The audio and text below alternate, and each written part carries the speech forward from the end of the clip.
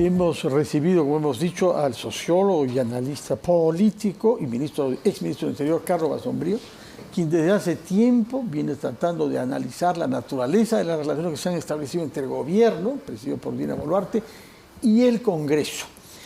Esta semana pasada hemos tenido un informe de 2 agencias de calificación del crédito aventurarse a hacer análisis político y sostener que las razones de nuestras dificultades financieras tienen que ver, así ha dicho literalmente Standard & Poor's, la pérdida de capital político del Poder Ejecutivo. Han utilizado esta expresión de la ciencia, pérdida de capital político.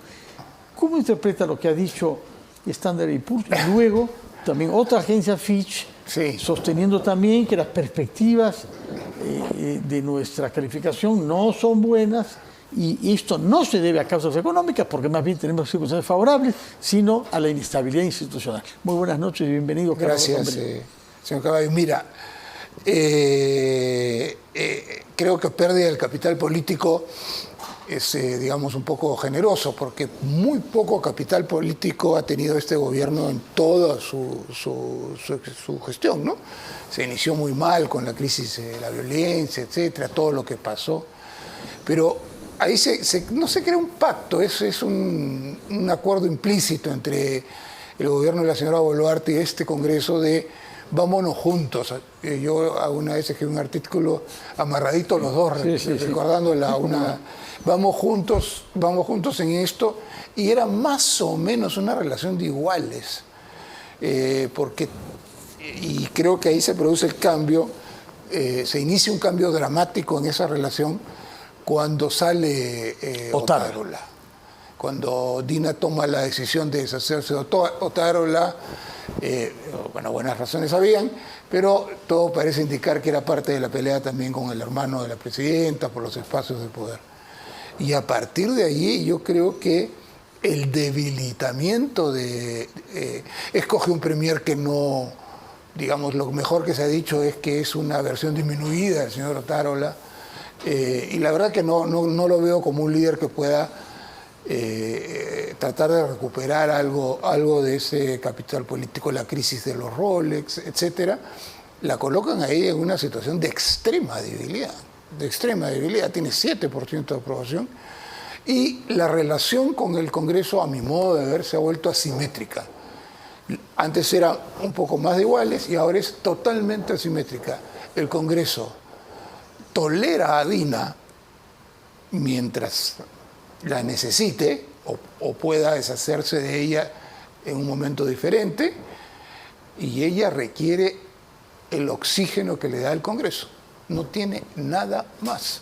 Entonces, han pasado una etapa, pongo algunos ejemplos rapidito, el ministro de Economía no observando la ley de las UITs con el absurdo argumento de que si son tantos los que han votado por esto, ¿no? Y además después la van a... Pero un gobierno que se planta y dice y señala, esto es una barbaridad, ¿no? Después el señor para seguir con el señor ministro de Economía, le manda un oficio a la presidenta de la República, o al primer ministro, ya no sé cuál de los dos, el presidente del Congreso diciéndole que cómo es posible que el ministro de Economía haya dicho que ellos son responsables. Una cosa insólita en la historia. Yo no recuerdo nada de eso, pero peor todavía, el premier públicamente apoya, le da la razón a esto, ya le hemos llamado la atención. El ministro de Educación avalando la ley que permite el regreso el ministro Rómulo Mucho callándose en todos los idiomas frente a la ley de la minería ilegal, todo yendo contra, por lo menos estos dos, Mucho y la economía, yendo contra lo que ellos propiamente habían dicho. Habían preconizado, sí. ¿No? Y en este contexto de relaciones asimétricas ha estallado la crisis en torno a la Fiscalía. Y esa crisis ha terminado por acercarse también a Dina Boluarte por las supuestas afirmaciones, cuestionadas naturalmente por algunos, de que la señora fiscal suspendida, Patricia Benavides, habría facilitado las preguntas previamente a la presidenta Boluarte para que ella pueda contestar con naturalidad. No tengo cómo saber si eso es cierto o no, no tenemos ninguno...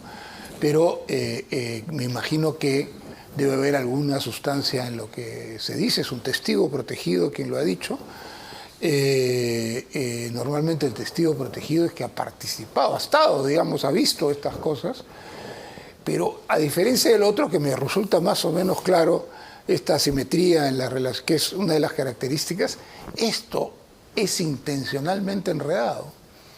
O sea, a cada cosa se apela, no se ha podido corroborar, no se ha corroborado, vienen decisiones muy discutibles del Tribunal Constitucional, muy discutidas y discutibles, que para los que defienden a la fiscal le parece perfecto y los que están en contra... aberrante. Sí, entonces a mí me parece que eso es intencionalmente enredado para que parezca que esto es una pelea de dos facciones en el Ministerio Público. Puede haber esa pelea, de hecho... ¿Y cuál es la verdad? Si quieren que aparezca así. O sea, yo no sé cuál es la verdad, pero me parece que hay indicios importantes de que la señora Benavides ha tenido una actuación muy poco decorosa como fiscal de la Nación, que además ya sabíamos algunas cosas, que sacó a la fiscal que investigaba a su hermana, cosa que dijo que no iba a hacer de ninguna manera. Cuando se le seleccionó. Entonces sacó a la hermana de la... y ahora sabemos que no son 3 casos, sino que 41. son 41 casos. Sí. En este contexto, un tema suyo de especialización, prácticamente hay una conciencia aguda de la crisis de seguridad ciudadana. El fin de semana recibimos a un exministro del Interior del Ecuador que nos advirtió: nosotros nos dormimos pensando que esto era lucha contra la delincuencia, y no era contra la delincuencia, era la criminalidad organizada. Y el resultado es que estuvimos a punto de que el Estado ecuatoriano caiga en la mano de criminales. ¿Qué está pasando en el Perú? No estoy tan seguro que ya hayan solucionado problemas. No, pero en fin, han reaccionado en todo caso. Ha habido este referendo. No, estoy de acuerdo con entiendo lo que me quieres decir. A ver, yo lo he dicho muchas veces, creo que tenemos un gobierno sin mayor iniciativa en el tema, que adopta medidas coyunturales, cortoplacistas. Esto de los 20 días de estado de emergencia en Arequipa ya parece una burla a los arequipeños, ¿no? 20 días de estado de emergencia como una respuesta a un problema bastante serio. Las cosas que han ocurrido en el estado de emergencia de Patás también son alarmantes, y probablemente es el único lugar donde sí las Fuerzas Armadas podían marcar la diferencia. Y se retiraron. Y las retiraron. O se retiraron, que esas son se retiraron porque creo que hay mucha autonomía en sus propias decisiones. Creo que estamos dormidos en términos de gobierno. Creo que no tienen idea de qué hacer.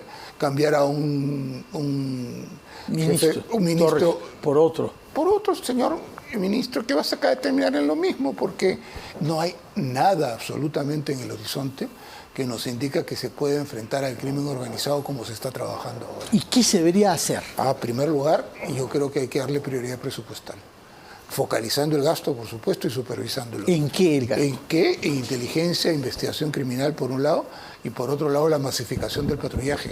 Hemos perdido 1000 vehículos patrulleros en el último periodo, que ya eran un desastre lo que teníamos, por el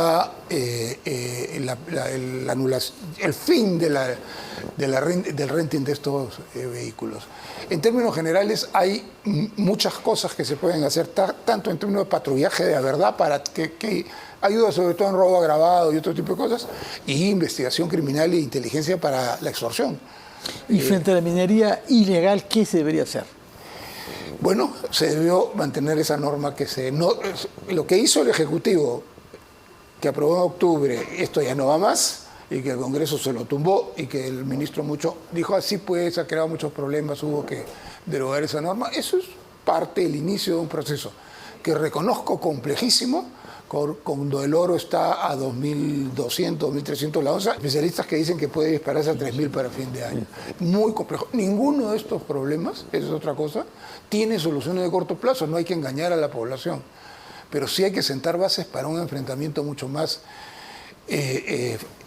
con más recursos. No puede ser, Ecuador ahí sí puso recursos adicionales importantes. Nosotros ni eso ni se ha discutido siquiera como posibilidad.